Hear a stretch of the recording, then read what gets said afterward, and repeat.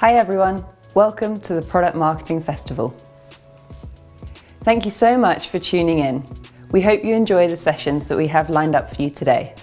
With expert presentations, specialist talks and deep dive panel sessions on the agenda, suffice to say, you're in for a treat. Just before we jump in, I want to take a moment to thank everyone who's played a part in making this event possible. Our sponsors, partners, speakers, presenters, and of course you, the product marketing community. You can engage with all our speakers and their sessions today by posting your questions in the comments section of the broadcast, or you can reach out to them in our Slack community. Remember, you can catch up with all this week's content on demand, plus a whole host of other amazing benefits by becoming a PMA member. And whilst you're at it, why not check out Product Marketing Core, our industry-renowned certification. But for now, it gives me great pleasure to introduce our next session.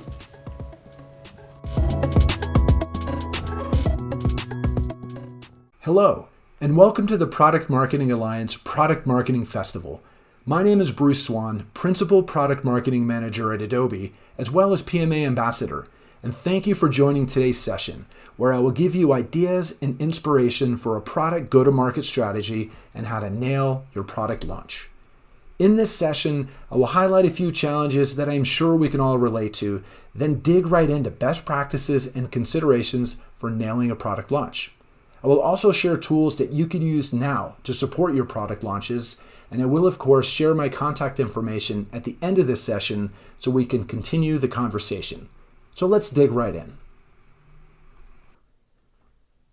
I love how the PMA defines PMM as the driving force behind getting products to market and keeping them there.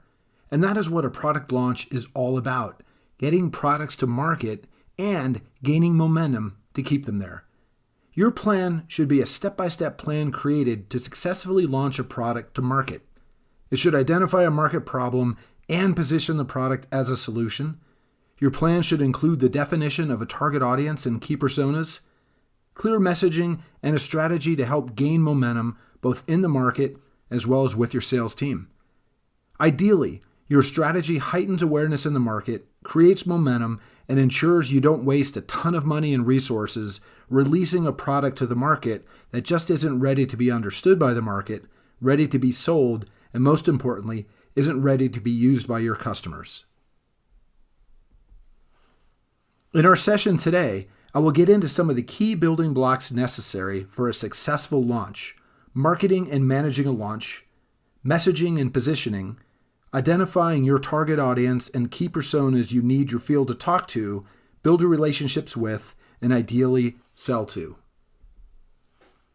But there are challenges with both internal and external pressures to do things at an accelerated pace, or in today's world, virtually and not as connected to your team as you want to be, as well as the usual pressures on any product marketer. It can be a double-edged sword as a PMM. I love wearing many hats, but at the same time, you can easily get overwhelmed and pulled in many different directions. And lastly, there are of course challenges with staying within a budget as well as staying ahead of the competition.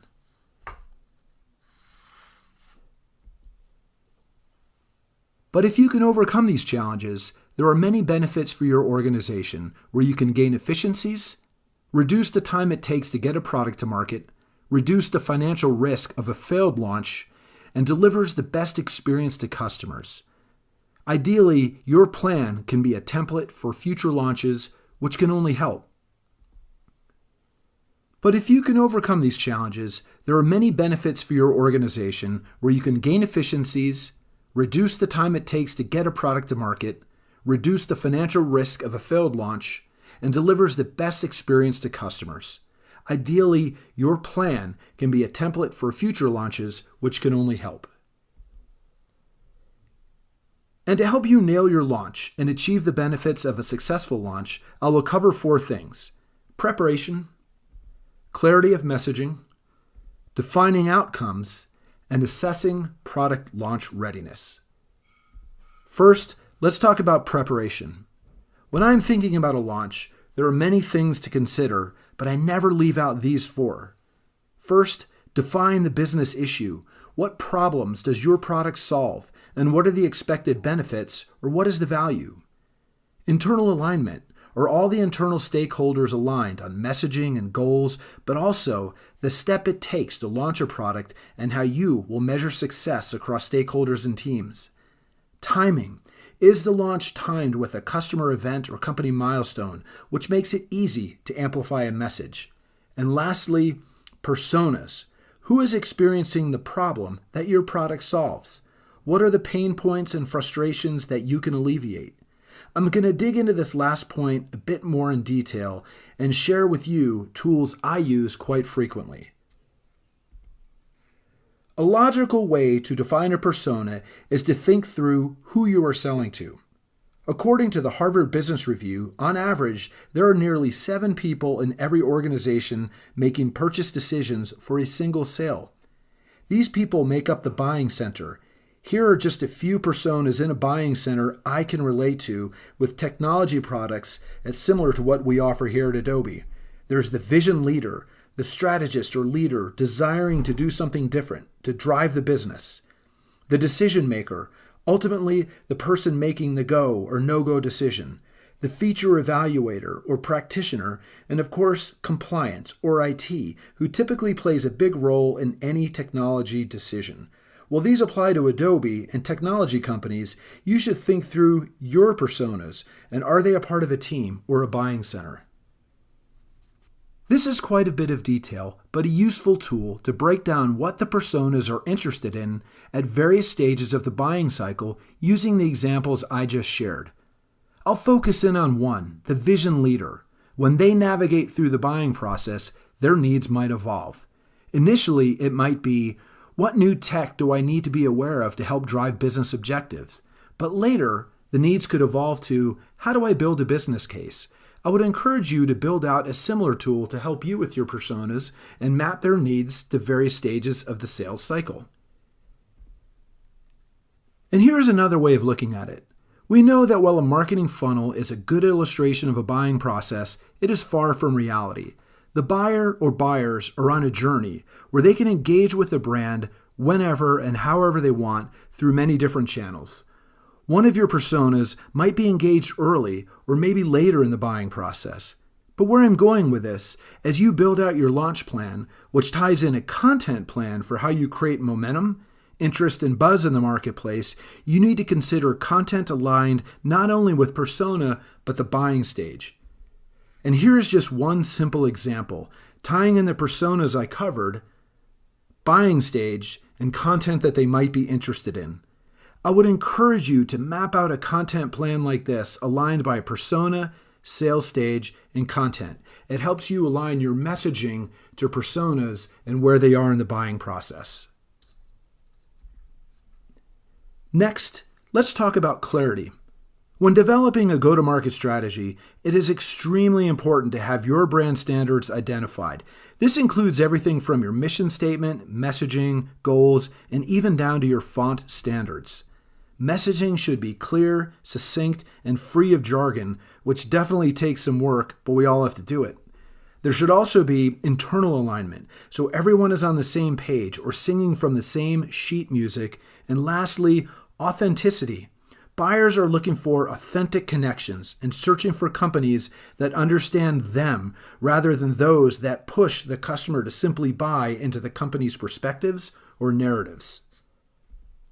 Let's first talk messaging. It's critical to a launch, and rightfully so, because it's where we spend an incredible amount of time, in addition, of course, to managing launches. A tool I use is a message house. This is a little old school, but so incredibly helpful to help you frame how you want to message your product or solution. This framework is very straightforward. There's an umbrella message at the top, something like changing the world through digital experiences. Then get into the pillars where you succinctly convey the usefulness of your solutions, like making lives easier, and giving confidence, statements like used by 100 companies or 1,000 marketers across the globe, and what you need your audience to do. Lastly, backing it up with value drivers or proof points, such as XYZ company saw a 25% increase in lift or an increase in marketing ROI. Here is a slightly tailored version, which I often use, where you start with a succinct description of the core audiences for the product or services you're launching and how this product should be viewed by its customers.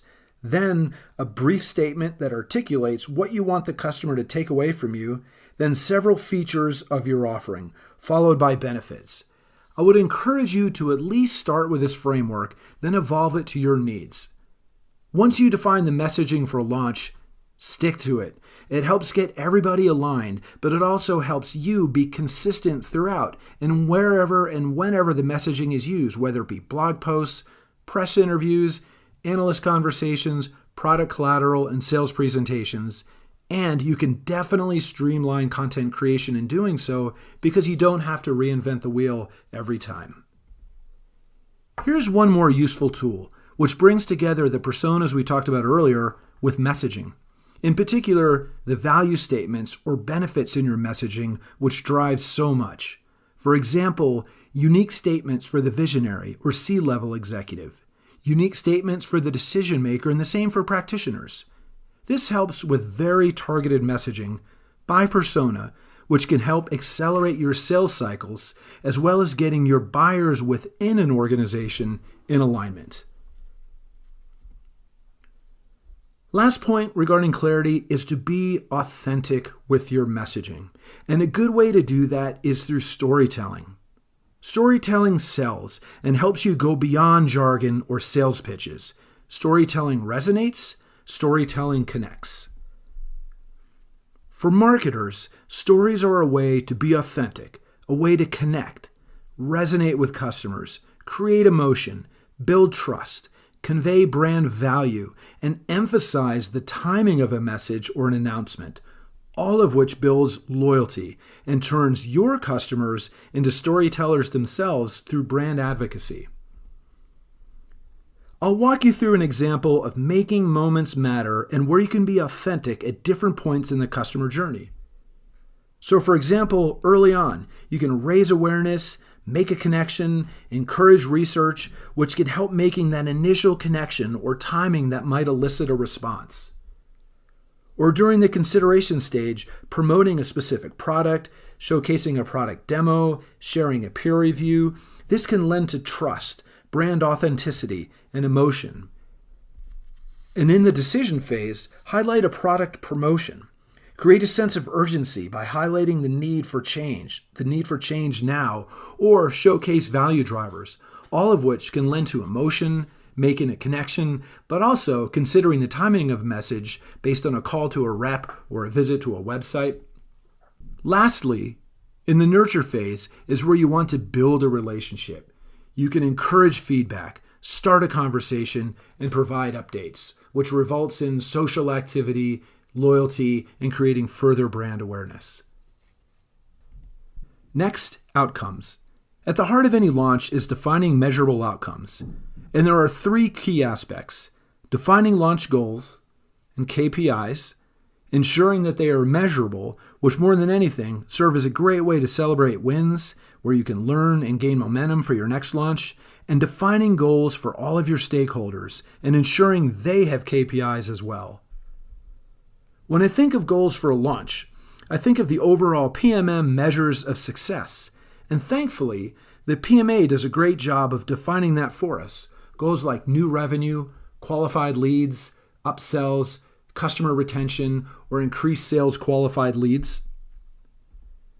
But then take it down a level and get specific. Set goals for yourself like being on time with deliverables, driving customer engagement with emails or social activities or participation in a webinar, driving revenue, driving growth, adding subscribers, and readiness. Again, take this down a level, make it unique to your organization and your launch, and measure them for different stakeholders along the way. And speaking of that, something else that is critical is ensuring alignment. And that is making sure that everybody is on the same page. Start by listing any and all stakeholders, which you could then put into a plan. Stakeholders like product marketing, product management, the person who handles press and analyst relationships, your marketing teams, enablement teams, demand gen, and so on, but also teams that you might rely on in other parts of the world. Then for each stakeholder, Build out a plan with timelines, but also with KPIs for each stakeholder. This helps measure your desired outcomes and keeps everybody aligned. Here is a simple example. You can manage this by spreadsheet, but I would highly recommend you using a tool like Monday.com, Asana, or Workfront. And lastly, and perhaps most important, readiness. During your launch process or project, you need to continually assess readiness. Ask yourself and ask your stakeholders, is your organization ready to support a launch? Is sales ready to sell, message, and position your product?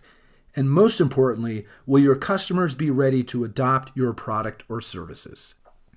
I've covered quite a bit, but let's do a quick review on how you can nail your next product launch. First, preparation. Define the business issue. What problems does your product solve, and what are the expected benefits, or what is the value? Have that well documented and available to all internal stakeholders. Internal alignment. Ensure all internal stakeholders are aligned on messaging and goals, but also the steps it takes to launch a product and how you will measure success across the different stakeholders and teams. Thirdly, timing. Can you time the launch with a customer event or company milestone, which makes it easier to amplify a message? And lastly, personas. Define who is experiencing the problem that your product or services solves. What are the pain points and frustrations that you can alleviate? And I showed you different tools for how you can define personas, map their interests with where they are in the journey, and what content might get their attention. Next, clarity. Ensuring brand standards, including everything from your mission statement, messaging, goals, and even down to your font or color standards. Messaging should be clear and succinct and free of jargon. Challenge yourself in that. There should also be internal alignment, so everyone is on the same page or singing from the same sheet music. And lastly, authenticity. Buyers are looking for authentic connections and want to go beyond a company's perspectives or narratives. I shared a couple of different tools to consider when authenticity can come into play. Outcomes. Defining measurable outcomes. Defining launch goals and KPIs and ensuring they are measurable. And defining goals for all of your launch stakeholders and ensuring they have KPIs as well. And lastly, and perhaps most important, readiness. During your launch process or project, you need to continually assess readiness. Is your organization ready to support a launch? Is sales ready to sell, message, and position your product? Is your company ready to support the product or services? And most importantly, is your customer ready to adopt your product or services? Well, that concludes this session. I hope I gave you ideas and inspiration for a go-to-market strategy for your product and how to nail your product launch. I'd love to keep in touch. My contact information is below, so let's continue the conversation. Thank you and enjoy the rest of the Product Marketing Festival. Have a wonderful day.